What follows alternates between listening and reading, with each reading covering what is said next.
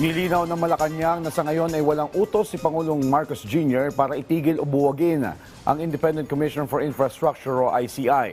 Ayon kay Palace Press Officer Undersecretary Attorney Claire Castro, ipinagpapatuloy pa rin ng ICI ang mandato nito bilang fact-finding at investigative commission, partikular na sa mga infrastructure project sa nakalipas na 10 taon. Wala rin na niya natatanggap na impormasyon ng Malacanang hinggil sa posibleng pagpapalit sa dalawang commissioner na nagbitiw sa pwesto. Dagdag pa niya, hihintayin ng palasyo ang formal na liham ng ICI bago maglabas ang Pangulo ng anumang desisyon o karagdagang gabay. Sa ngayon, wala pong anumang panag-uutos pa ang Pangulo, kundi ipagpatuloy pa rin ang kanilang mandato, ipagpatuloy pa rin ang kanilang pag-iimbestiga, at maging fact-finding committee pa rin po sila.